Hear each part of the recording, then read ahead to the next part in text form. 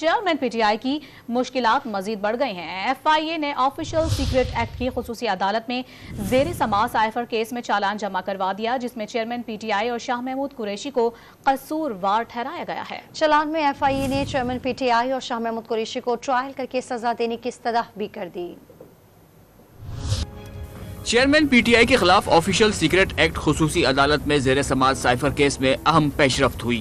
F آئی اے نے مقدمے کا چالان جمع کرا دیا۔ ذرائع کے مطابق چالان میں چیئرمین پی ٹی آئی اور شاہ محمود قریشی کو قصوروار قرار دیتے ہوئے دونوں کو ٹرائل کر کے سزا دینے کی استدعا کی گئی۔ رہنما تحریک انصاف اسد عمر ایف آئی اے کی ملزمان کی لسٹ میں شامل نہیں۔ ذرائع کے مطابق سابق principal secretary Azam Khan F آئی اے کے مضبوط گواہ بن گئے۔ ایف آئی اے نے اعظم خان کا 161 اور 164 کا بیان چالان کے ساتھ منسلک کیا۔ چالان میں کہا گیا کہ چیئرمین پی ٹی آئی نے سائفر اپنے پاس رکھا اور اسٹیٹ سیکریٹ کا غلط استعمال کیا۔ Cipher copy chairman P T I کے پاس پہنچی لیکن واپس نہیں کی گئی۔ شاہ محمود قریشی نے 27 مارچ کی تقریر کی، پھر چیئرمین پی ٹی آئی کی معاونت کی۔ چالان میں چیئرمین پی ٹی آئی اور شاہ محمود قریشی کی 27 مارچ کی تقریر کا ٹرانسکرپٹ بھی منسلک کیا گیا۔ ایف آئی اے نے 28 گواہوں کی لسٹ چالان کے ساتھ عدالت میں جمع کرا دی۔ 27 گواہوں کے 161 کے بیانات قلم بند ہونے کے بعد چالان کے ساتھ منسلک کیے گئے۔ سیکرٹری خارجہ اسد مجید اور سابق سیکرٹری خارجہ سہیل محمود کو بھی گواہوں میں شامل کیا گیا۔ ایڈیشنل سیکرٹری خارجہ فیصل نیاز ترمذی بھی ایف آئی اے کے گواہوں میں شامل ہیں۔ ذرائع کے مطابق چالان میں سائفر وزارت خارجہ سے لے کر وزیر اعظم تک پہنچنے تک کے مراحل میں شامل تمام افراد کو گواہوں میں شامل کیا گیا ہے۔